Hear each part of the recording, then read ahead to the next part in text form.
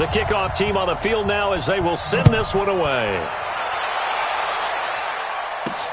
This will be taken about the 12.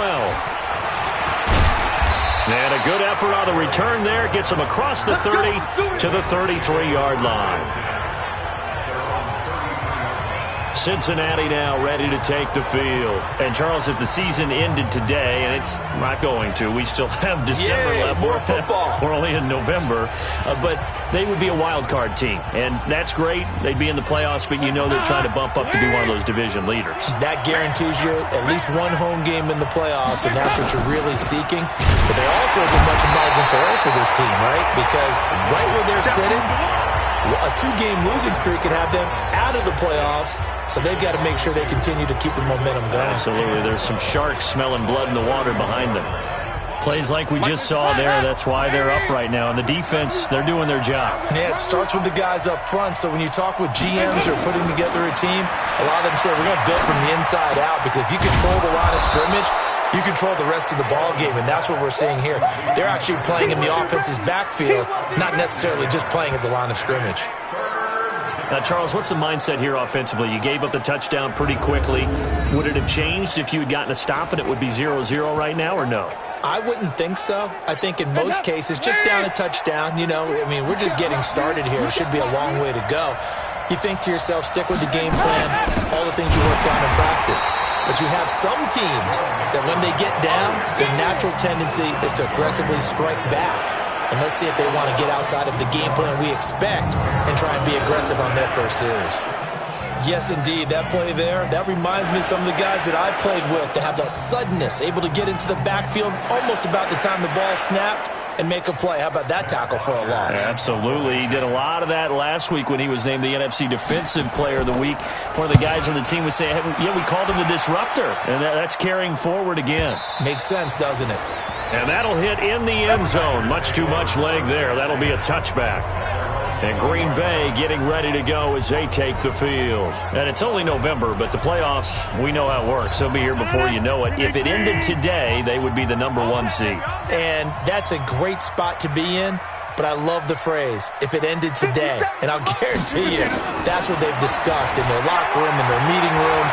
Yeah, we know where we'd be if it ended today, but we also know it's not ending today. Right. So they've got to continue to play the type of ball that put them in the spot where they're #1 in their conference. It's a gain of 16 and a first down for the green and gold.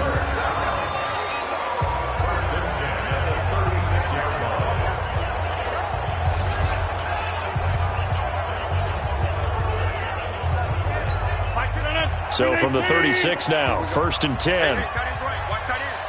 Hey, four down. From the gun, it's Rodgers. And that's complete to Adams.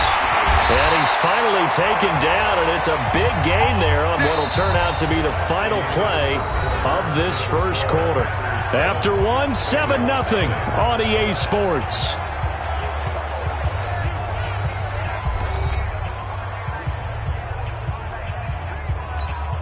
Back-to-back good plays have them on the move on first down. Check three. Here's Rodgers.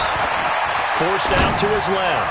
Now he's going to let it. And this is caught. Touchdown, Packers. Jamon Moore. 2 catches, 2 touchdowns here so far. And the Packers are able to stretch that lead out further. So they've had 2 drives, and he's had the 2 receiving touchdowns. And how about a game plan where you decide to force feed or feature someone, and it works? First 2 drives, as you noted, end up in touchdown passes. I think they're going to keep going to him until defense. And he takes off with it. It's a fake. And they get to him quickly here as he stopped right around the 13. Let me go ahead and show my age a little bit. I liked it when they would fake it from the 3-yard line, right? When you'd line up, go ahead and, there's a fake, and he's going to get 2. That's great. But from the 15, the risk-reward, it's just not there. So risky to get 15 yards on a fake. Well, you see the result right there. Yeah, I know these young whippersnappers are trying to do different things in this game, but let's go back to reliable. Kick the ball through the post. Get off my lawn. That's darn right. The Bengals getting set to go. It hasn't gone particularly well for them. That's obvious. In these conditions, no points so far. They've got to get that offense on track. The question, how do they do it? It is the age-old question, isn't it? And to me, finding a way to make sure your playmakers touch the ball without it being too exotic. Meaning you don't have to go deep down the field. Maybe you hit them on those short passes on the perimeter. Make sure you just turn around and hand it to your best runner and get out of the way. Don't cause any extra stress on your offense. And here's a throw taken in by Boyd. And he is brought down, but not before reaching the 30. 39 yards the distance covered on the catch and run. For an offense that has not found the end zone yet, that's a big play. There's the spark right there. The big play that they needed. Now they've got to go ahead and finish this drive and put this ball in the end zone. So the big play has them all the way down to the 30 now for 1st and 10. And that's complete. It's Green here. And inside the 20 before he's brought down. It's a gain of 13, and the Bengals have a first down. Let's go. Big series right here. We got to step it up. Dalton operating in the red zone now. This is caught. And he will take it on in for a Bengals touchdown. Tyler Boyd, his 4th touchdown on the year, as they are now on the board here in the first half. And correct me if I'm wrong, that was just a simple fly route, wasn't it? No.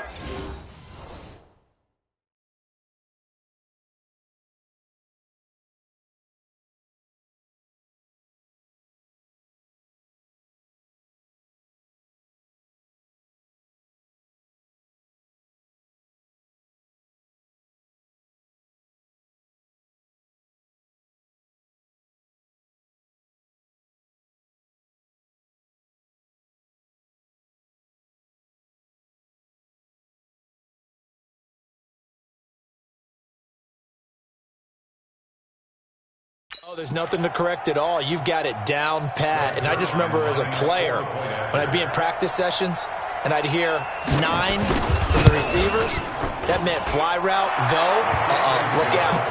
That was the 9, and he just kept going all the way into the end zone for the touchdown. The point after, no gimme in the snow, but it's up and good. And it's now 13-7.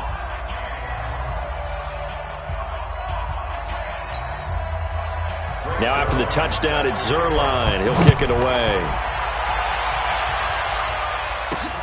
This will be fielded at the 8. And nice work on the return as they'll start their drive just past the 30-yard line. Aaron Rodgers, he's getting ready to go again here on offense. And he's been good. 2 first-half touchdown passes, no interceptions so far. Does a lot for your confidence. Does a great deal for your team, gives them a lead, and they're feeling really good about how they're playing.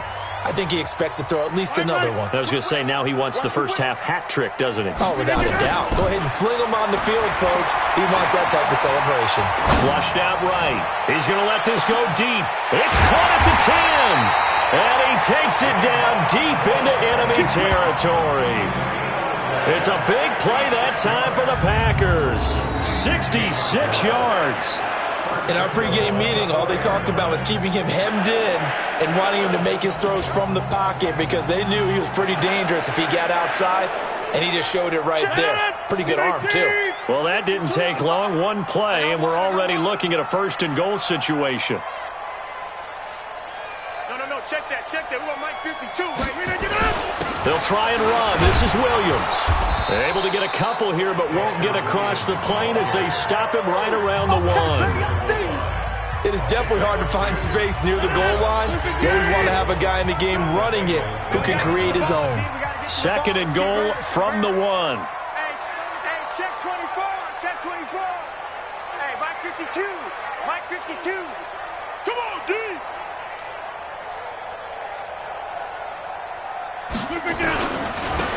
They'll try to run this one in, and he'll take this into the end zone for a Green Bay touchdown.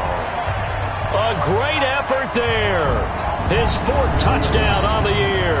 And the Packers are able to stretch that lead out further. Brandon, my man, just one sentence for that one. Clinic. And that's what they've done. They lead the league in points per game this season, but it's been quick strikeability as we saw on that drive. I think they're actually intimidating defenses because they're back on their heels right away, wondering where it's going to come from, how they're going to hit them. This group is well organized, well coached, and extremely confident in what they do.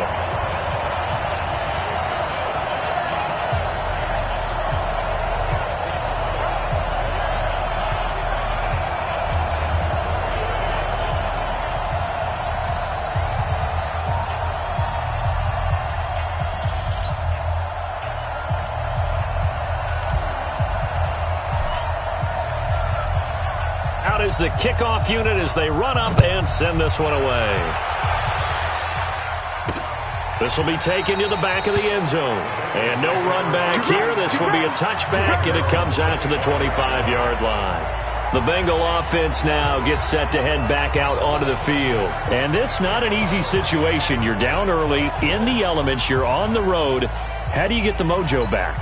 But one thing is to remember that as an offensive player, you have a much better idea of what you're trying to accomplish and where you're trying to go than the defense.